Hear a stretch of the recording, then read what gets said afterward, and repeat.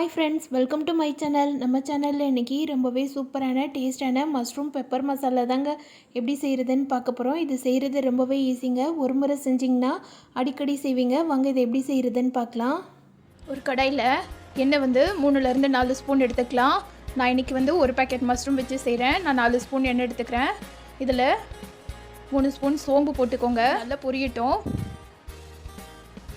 சோம்பு பொரிஞ்சோடனே பெரிய வெங்காயம் நான் 2 எடுத்து குட்டி குட்டியாக நறுக்கி வச்சுருக்கேன். அதை சேர்த்து நல்லா வதக்கிடலாம். வெங்காயம் நல்லா ப்ரௌன் ஆகிற வரைக்கும் வதக்கணும் ஃப்ரெண்ட்ஸ். அப்போ தான் மஷ்ரூம் பெப்பர் ஃப்ரை நல்லா டேஸ்ட்டாக இருக்கும். இதுக்கு வெங்காயம் நிறைய போட்டிங்கன்னா இன்னும் டேஸ்ட்டாக இருக்கும். அதனால் நான் வெங்காயம் நிறைய போட்டிருக்கேன். ஒரு பேக்கெட்டுக்கு 2லேருந்து 3 பெரிய வெங்காயம் சேர்த்துக்கோங்க. பாருங்கள், வெங்காயம் நல்லா கோல்டன் ப்ரௌன் ஆயிடுச்சு. இப்போ கொஞ்சம் கருவேப்பிலை சேர்த்துக்கலாம்.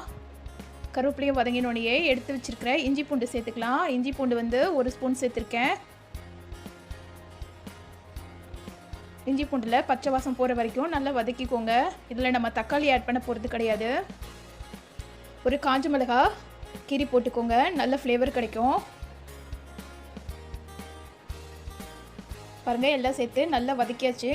நல்லா ப்ரௌன் ஆகிடுச்சு பாருங்கள். இந்த டைமில் தான் நம்ம எடுத்து வச்சுருக்கிற மிளகு தனியாத்தூள் எல்லாத்தையும் ஆட் பண்ணணும். மிளகாத்தூள் நான் 1/2 ஸ்பூன் சேர்த்துருக்கேன். நான் காரம் கம்மியாக தான் சேர்த்துருக்கேன். உங்களுக்கு தேவையான அளவு நீங்கள் காரம் சேர்த்துக்கோங்க. தனியாத்தூள் 1 ஸ்பூன் சேர்த்துருக்கேன். மிளகாத்தூள் 1/2 ஸ்பூன்னா தனியா 1 ஸ்பூன் சேர்த்துக்கோங்க. கரம் மசாலா 1 ஸ்பூன் சேர்த்துக்கோங்க. இது எல்லாத்தையும் அந்த வெங்காயத்தோடு சேர்த்து நல்லா கிளறிடலாம். இது எல்லாத்தையும் சேர்த்து கிளறும் போதே நல்ல ஒரு ஃப்ளேவர் கிடைக்கும் ஃப்ரெண்ட்ஸ். வெங்காயம் ஆல்ரெடி நல்லா வதங்கிருச்சு. இப்போ இந்த மசாலாவும் சேர்த்து வதக்கும் போது எக்ஸ்ட்ராவாக கொஞ்சம் வதங்கும். பாருங்கள், இந்த டைமில் நம்ம எடுத்து வச்சுருக்கிற மஷ்ரூமை ஆட் பண்ணலாம். ஆட் பண்ணிவிட்டு அந்த மஷ்ரூமையும் தண்ணி சேர்க்க வேண்டாம், அந்த வெங்காயம் மிளகாத்தூளோடு சேர்த்து நல்லா வதக்குங்க. ஒரு தடவை கிளறிட்டு அதுக்கப்புறமா தேவையான அளவு உப்பு சேர்த்து தண்ணி ஆட் பண்ணிவிட்டு கொதிக்க வச்சிடலாம். பாருங்கள், நான் இப்போ 1/2 டம்ளர் தண்ணி சேர்த்துருக்கேன். மஷ்ரூம் வேகிறதுக்கு ரொம்ப நேரம் ஆகாது. அதனால் 1/2 டம்ளர் மட்டும் தண்ணி சேர்த்துக்கோங்க. மஷ்ரூம்லேருந்தும் கொஞ்சம் தண்ணி விடும். மஷ்ரூம் வேகிறதுக்கு ஒரு 2லேருந்து 3 நிமிஷம் தான் ஆகும். அதுக்குள்ளே வெந்துடும். பாருங்கள், இது எல்லாத்தையும் நல்லா கிளறியாச்சு. இப்போ இதுக்கு தேவையான அளவு உப்பு சேர்த்துக்கோங்க. உப்பு சேர்த்து நல்லா மிக்ஸ் பண்ணிவிட்டு ஒரு லிட் போட்டு மூடி வச்சிடலாம். மஷ்ரூம் சீக்கிரமே வெந்துடும். இது கூட கடைசியாக தான் நம்ம 2 இன்க்ரீடியன்ட் ஆட் பண்ண போகிறோம். இப்போ ஒரு லிட் போட்டு மூடிடலாம். பாருங்கள், மஷ்ரூம் வெந்துருச்சு. கொஞ்சம் தண்ணியாக இருக்குது.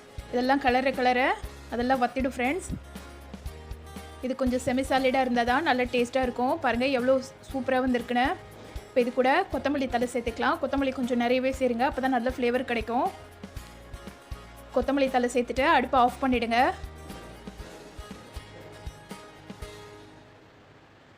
இப்போ இது கூட நான் 1 ஸ்பூன் பெப்பர் பவுடர் சேர்த்துருக்கேன். இது பிளாக் பெப்பர் தான் நான் சேர்த்துருக்கேன்.